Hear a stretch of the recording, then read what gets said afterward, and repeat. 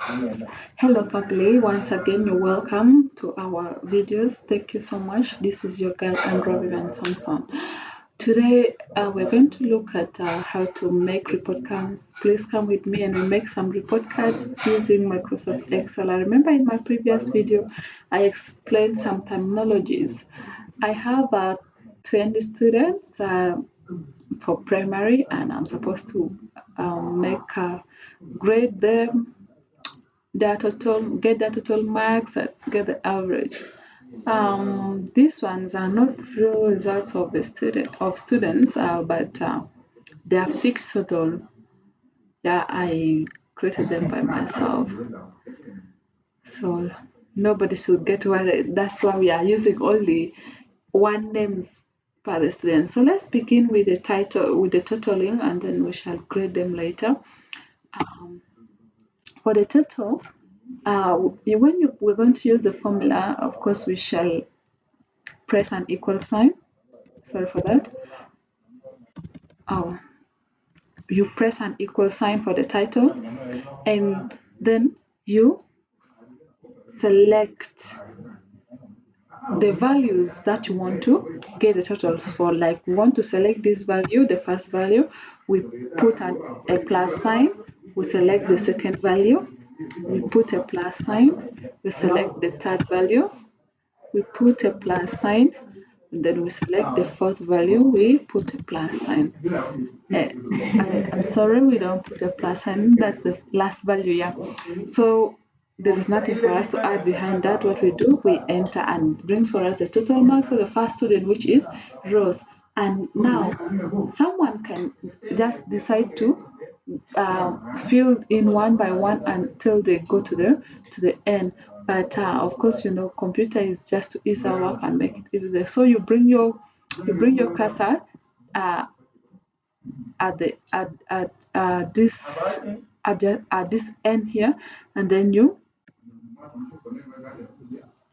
drag it down. When you're dragging, you press you left click, I mean, and then you drag it down and it autofills immediately.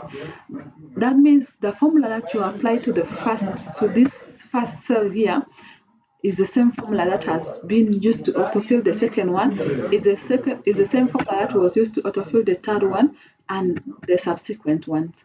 So let's go and see this other one, which is the totaling using the function. Now, when the total is the same as the addition and is the same as sum, the only thing you do is just to write sum. Like, remember I defined for us, I said that when you're using the function, it's the same as the formula which is already inbuilt. So you select the sum. So, okay, and then you select the range of the values that you want to total up. We shall select our values like that. We close our brackets and then we enter. And after that, what we do, we autofill automatically, not to waste our time. You know, at times you can have 100 students in class and it can become so tedious to do it one by one. So the best thing is just to autofill. That's what I always advise people on to do. So let's try our average. We get our average, and for the average you can either use the formula or you use the function, but I would advise us to use the function for this case, because we want to go very fast. You write your average after putting, of course, the equal sign. Please, when you're using these formulas, don't forget to first put the equal sign so that it doesn't bring for you errors. You select, and then you select the range of the cells that you want to get the average of the values from, and then you simply close that bracket and you enter, and just gotten for the very average of the first person. So let's go and auto fill immediately. There we go. So autofilling is completely done. What are we left with? Positioning. So the next thing we're going to do is to rank, and we shall use, of course, positioning. We shall be ranking. So when we are going to rank, we put an equal sign. we select first, we select the cell where we want to rank, and then we put the equal sign, and then we type rank. So let's use the rank EQ. All right. Now, after we have selected the rank EQ, what we do is we select the value that we want to rank, the first one. So we want to rank this the average, and we have selected the first cell from there. So what we do is we put a comma, and then after that we select the range of the values that we want to rank. Of course, we want to rank all the averages. We want to position these pupils according to their averages. So we shall select that range of the values by going up to down there.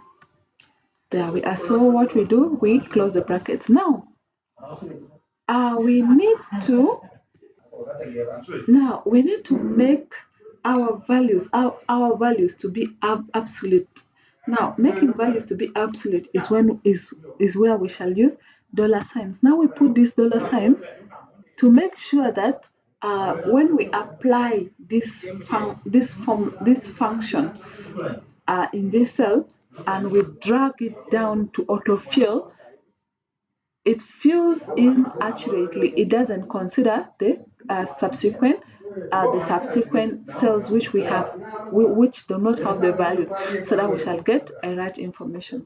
So let's put the dollar sign there. You put the dollar sign before the letter, and after the letter, which is before the figure, which is the number. By doing that, you will be making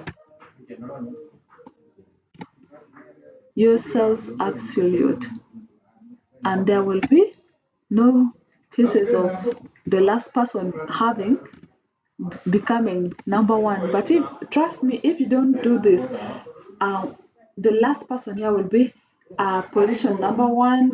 Yet in real senses, when we look at the averages, we have people with bigger values than the last person.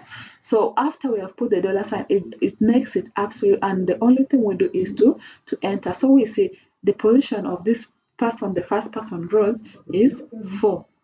So we go back there, and then what we do, we autofill to apply that function to the remaining cells which are below. And there we go. All the students have been positioned. Now, so the next thing we are going to do is to see how we can grade well. And for grading, we shall be using the if function.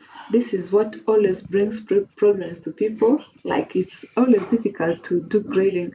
So to start with, we use always the if function. As I said, we put an equal sign. And after putting the equal sign, we put our if, and it comes automatically here, and we select it. Then we put our logical test, like where we want to grade this value which falls under the cell of reference C2, and then we shall put a logical test, of course, that if C2 is greater than 80, then you put a comma when you're applying, then you open the quotes, then you put the value. We shall be using the A, B, C, D, E system of grading. Then you close your quotes, and after closing the quotes, you again put a comma, and then you write an if again. You open your brackets, you select again, then you say you just continue grading like from the range that you want, repeating the same, almost the same, but changing the values and the grading, so the other steps will remain the same, like for the first one that we have done. So it's either greater, it should be greater than 75. We put our comma, we open our brackets, and then we say that is a B. We close our brackets, and then not brackets, I'm sorry, it's our quotes, we put a comma. Then again we put our if. We continue just doing the same thing. So if we open a bracket, we're choosing from the same cell. Remember, this formula, we're going to just apply it like the same way we have been doing for the previous things, like the totaling, the average, and the positioning. So it's just the same things that we shall be doing here. So let's say if it's greater than 65, that should be